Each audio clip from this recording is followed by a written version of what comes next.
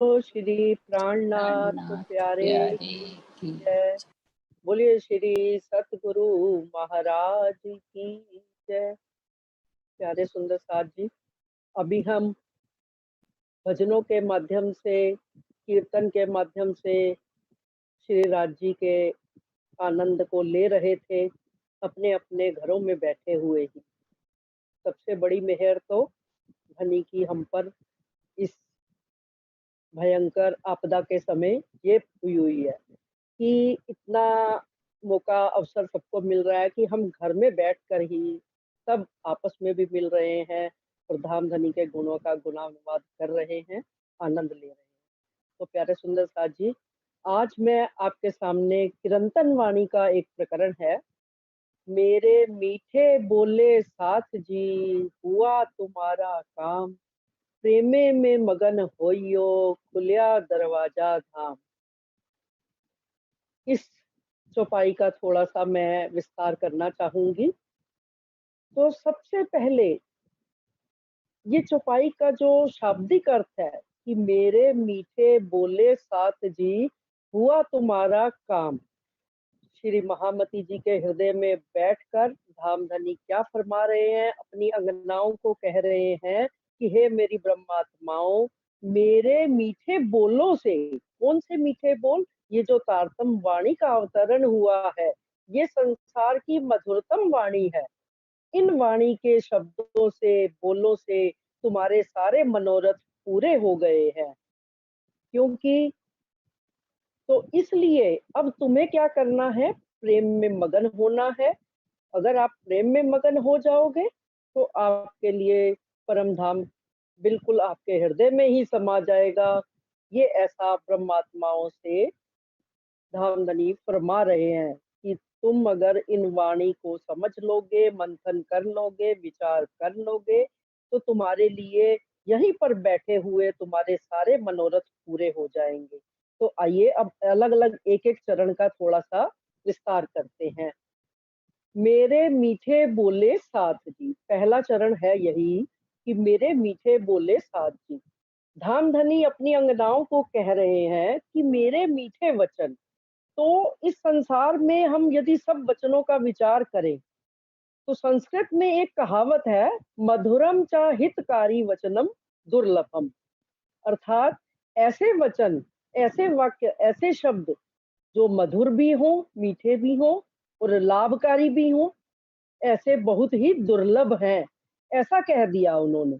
लेकिन मेरा मानना है, हम सबका मानना ये है कि धनी जी के जो वचन हैं, क्योंकि धनी जी तो रस से भरे हुए हैं, वो पूर्ण ब्रह्म परमात्मा का स्वरूप ही रस का स्वरूप है, आनंद का स्वरूप है, मधुरता का स्वरूप है।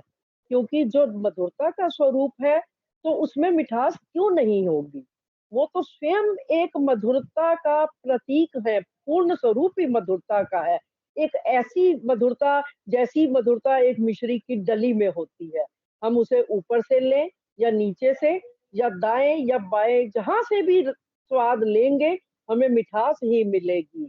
उसी तरह राजी के हम चाहे चरणों का ध्यान करें, चाहे उनके मुख कमल का ध्यान करें, चाहे नैनों का ध्यान करें या श्रवण का ध्यान करें, तो हमें आनंद और मधुरता ही मिलेगी। तो राजी महाराज की वाणी में भी यही है, चाहे हम रास वाणी पढ़े या कलश पढ़े या किरंतन पढ़े, खिलवत पढ़े, श्रृंगार पढ़े, पूरे 14 अंगों को जहां से भी जिस शब्द को भी हम पढ़ेंगे वह मिठास से भरपूर्ण है, मीठे वचन यही है। क्योंकि और हितकारी तो है ही है। हित क्या करते हैं, हमें हमारे अंदर ज्ञान का उजाला करते हैं, हमें 14 लोगों का ज्ञान देते हैं, ये हमारा हित है। संसार के सारे जीवों के हित के लिए यह वाणी उतरी है। क्योंकि महामती जी ने पहले ही फरमा दिया कि ये जो साथ करूं आप साथ तो जागी प्रमाण। अर्थात सारे संसार को ही उन्होंने जागृत करना है और सबको अखंड मोक्ष देनी है, आवागमन के चक्करों से मुक्त करना है। तो इसलिए ऐसे मीठे वचनों को सुनकर भी किसके मनोरथ पूर्ण नहीं होंगे, सबकी सारी इच्छाएं, चाहे वो दैहिक इच्छा हो, संसारिक हो और आत्मिक हो, कोई भी इच्छा हो, कोई भी कामना हो, सब इन मीठे वचनों से पूर्ण होती है। अगला चरण क्या है? मेरे मीठे बोले साथ जी, हुआ तुम्हारा काम। कौन-सा काम? कि जो काम हमारा ब्रिज में अधूरा रह गया था, जो काम रास में अधूरा रह गया था। किस वजह से? कि प्रेम तो अपार था, अगाध था, किंतु हम माया में तनिक सा भूल गए और पूर्ण पहचान, पूर्ण अपने राज्य की पूरी पहचान नहीं कर सके, क्योंकि हमारी इच्छाएँ भी पूरी नहीं हो सकी, क्योंकि ब्रज में तो हमने दुःख देखा ही नहीं और रास में अगर देखा भी दुःख, तो थोड़ा-सा विरह का, बिछड़ने का दुःख देखा, फिर राजी पुनः आके प्रकट हो गए और उन्होंने हमें धाम लेके चले गए। अब उन्हीं इच्छाओं को पूरा करने के लिए हमें फिर से इस तीसरे जागनी के ब्रह्मांड में भेजा धनी ने और साथ ही अपने ये मीठे वचन भेजे। मीठे वचन हम सबके लिए प्रस्तुत किए, जिससे कि हमें सारे संसार की भी पहचान हो जाए, सत्य की, असत्य की, माया की, ब्रह्म की, जीव की, आत्म की, सब पहचान हो जाए और हमारी सारी इच्छाएँ पूर्ण हो जाएँ और दुःख भी दिखा रहे हैं, दुःख दे नहीं रहे, क्योंकि राजी महाराज तो सुख के सागर हैं। वो तो एक फूल की पंखुड़ी जितना भी दुःख किसी को नहीं देते, तो भला अपनी ब्रह्मात्माओं को जो उनका ही स्वरूप है, उनके ही तन है, उनके ही अंग हैं, उनको भला वो कैसे दुःख देंगे? वो तो संसार में भी किसी को दुःख नहीं देते। साहिब न देवे दुख किनको मारे सबो तकसीर, क्या राय राने पातशाह, क्या मीर पीर फकीर। इस संसार में सबको अपने कर्मों से ही दुख मिलता है अथवा सुख मिलता है। ये संसार की बात और आत्म की बात अलग है। आत्मा कभी दुखी नहीं होती, आत्मा सदा सदा आनंद में ही रहती है। अब हमें सिर्फ इन मीठे वचनों से अपनी पहचान करनी है, परब्रह्म की पहचान करनी है। जैसा कि अभी हम समर्पण का गीत भी सुन रहे थे और सबसे बड़ा काम क्या करना है? अपना सर्वस्व समर्पित करना है और देखा जाए तो इस संसार में हमारे पास अपना तो कुछ है ही नहीं, सिवाय इस अहंकार के, इस मैं खुदी के। सबसे पहले यदि हम अपना अहंकार समर्पित कर दें राज्य को पहचान के, तो हमें तनिक भी दुःख ये माया दे नहीं सकती है। मेरे मीठे बोले साथ जी, हुआ तुम्हारा काम। अब काम कब पूर्ण होगा? काम जब इच्छाएँ पूर्ण हो जाएँगी, तो आत्म का क्या काम होगा? प्रेमे में मगन होइयो। आत्म तो प्रेम में मगन हो ही जाएगी। कौन से प्रेम में? इस संसार के प्रेम में नहीं मगन होगी, वो अखंड प्रेम में, अलौकिक प्रेम में। जब अलौकिक प्रेम हृदय में आ जाता है, तभी हमारी सारी कामनाएँ क्षीण हो जाती हैं और उस हम परब्रह्म के अखंड परम धाम में प्रवेश के भागी बनते हैं। हम आए भी वहीं से हैं, हमें जाना भी वहीं से है। क्योंकि आत्म सिर्फ जीव का संग करने के कारण अंधेर में हो गई। इसी अंधेर को, अज्ञानता के अंधेर को दूर करने के लिए ही हमारे धामधनी इन मीठे वचनों को, लाभकारी वचनों को, हितकारी वचनों को हम सबके लिए इस क्षण भंगुर संसार में लेकर के आए। प्रेम में मगन कैसे होना? क्योंकि love is God, God is love. क्योंकि प्रेम ही ब्रह्म है और ब्रह्म ही प्रेम है। प्रेम का स्वरूप जो है, ब्रह्म का स्वरूप है। जो प्रेम में डूब जाएगा, अर्थात वो ब्रह्ममयी हो गया, उसका स्वरूप भी ब्रह्ममयी हो जाता है। प्रेमे में मगन होइयो, खुलिया दरवाजा धाम। तो धाम का दरवाजा अगर खुल गया तो हम क्या आनंद लेंगे? हम तो उन 25 पक्षों का यहाँ बैठे ही आनंद लेंगे, जो 25 पक्ष इस वाणी में राजी महाराज ने परिक्रमा में हमारे लिए उजागर कर दिए हैं। एक-एक पक्ष, एक-एक जर्रे का वर्णन कर दिया है।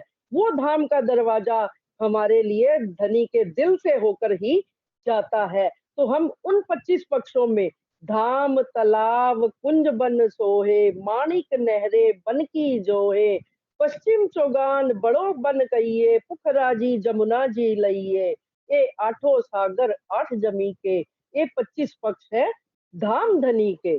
तो हम जब जागृत हो जाएँगे, मीठे वचनों का रस ले लेंगे, उनका मंथन कर लेंगे, उनको आत्मसात कर लेंगे, तो हमारे लिए हमारे 25 पक्ष जो हैं, हमारे हृदय में ही आ जाएँगे।